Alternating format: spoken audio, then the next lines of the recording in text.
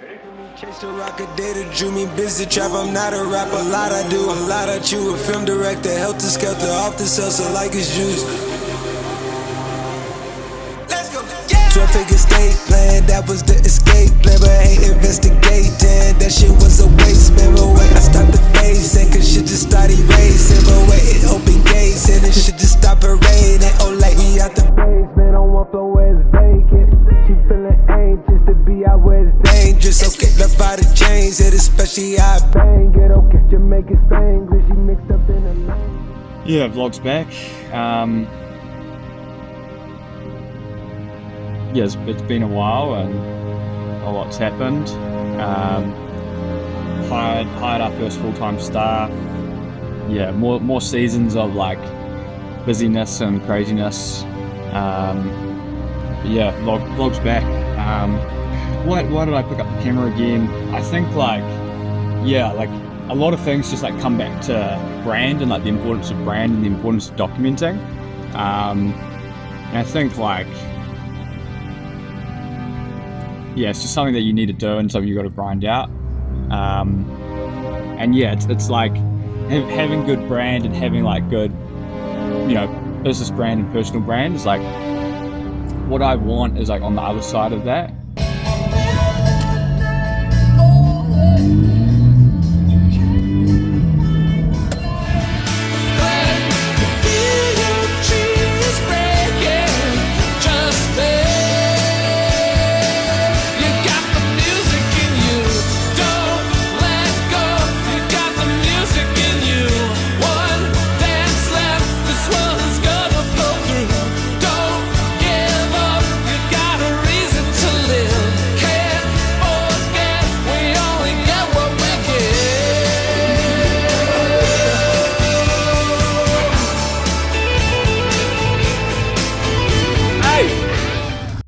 Something I've been thinking about, spurred on from a conversation I've had with a friend.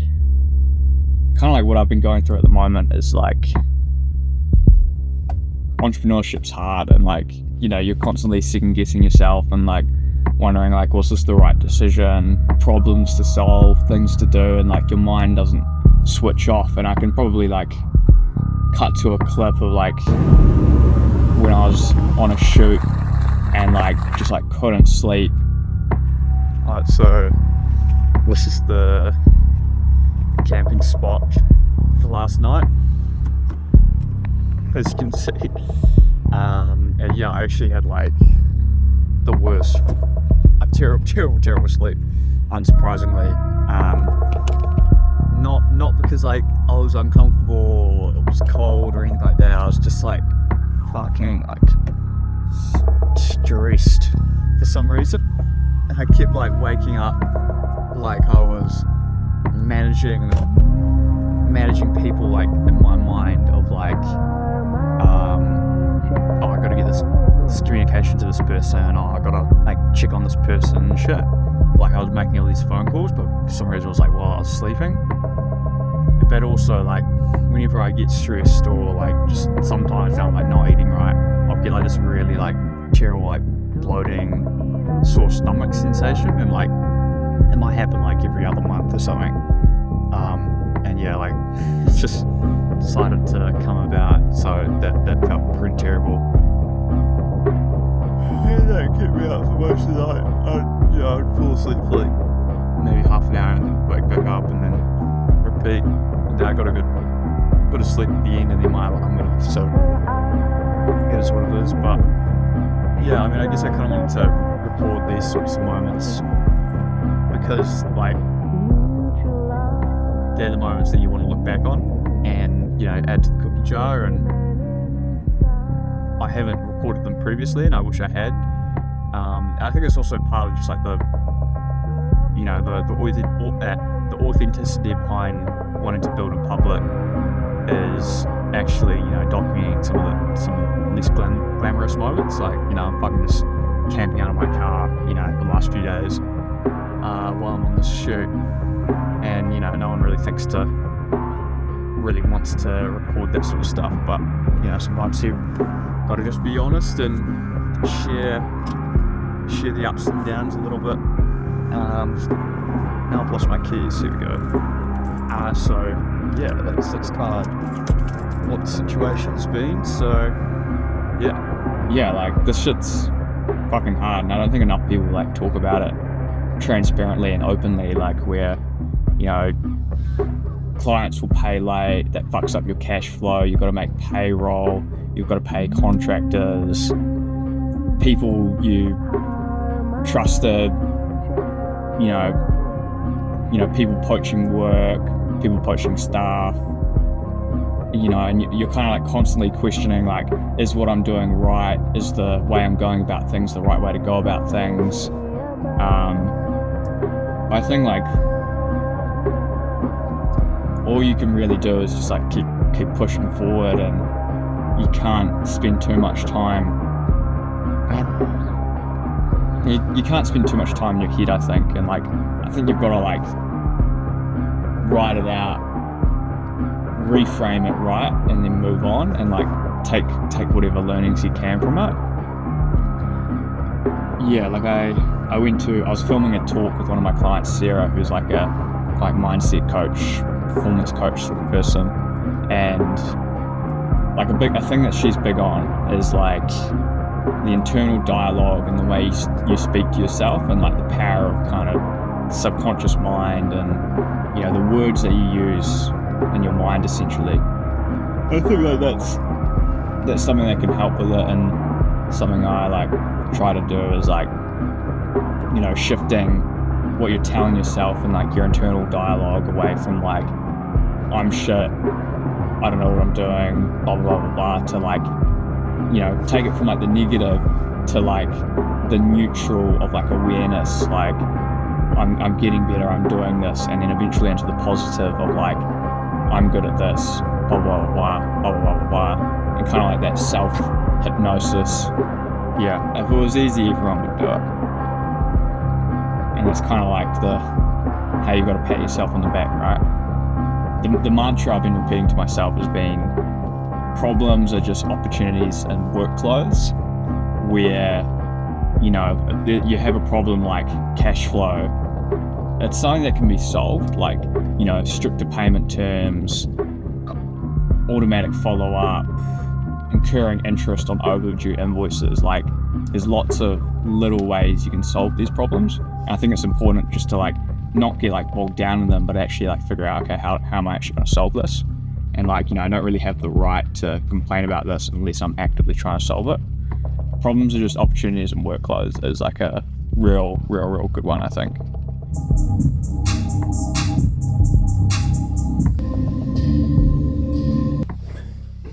How'd you get on? 11 meetings and the 5 quotes. I think that's awesome.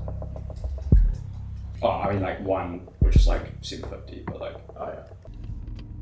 If only I like knew how to use lighting.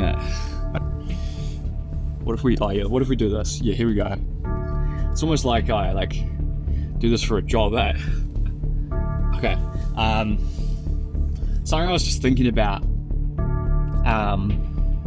as I was doing some prospecting earlier today, and I was just like looking through like all the I was looking through like all these property developers, and you know, like quite often the way people get into property development is, you know, you work in the industry at some sort of level, whether you're like a builder or a finance guy.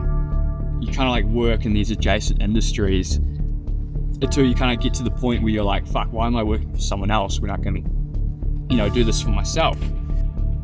And then what that kind of like made me think about is like, when you look at their like staff and the team that they've been able to build, and the team they've been able to build is like, they've surrounded themselves with all these like people who are way smarter than them, who are way better at doing certain things.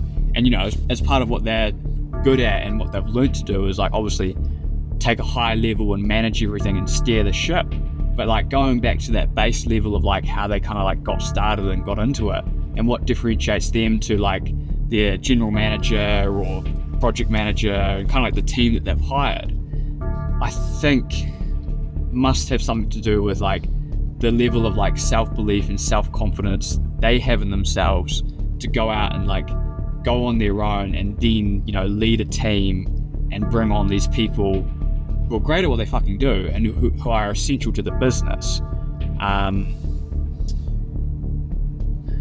But obviously, you know, they haven't gone out and done it to themselves. And you've got to think like what differentiates those people. And I think it has got to be something to do with like the importance of self-belief and obviously combining different skills and whatnot. It's interesting. Yeah, I think a lot of people don't believe in themselves, and you know, that's not saying that I believe in myself. I definitely, like, most times to a degree don't.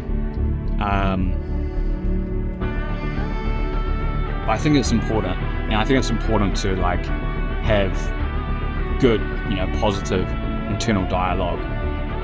I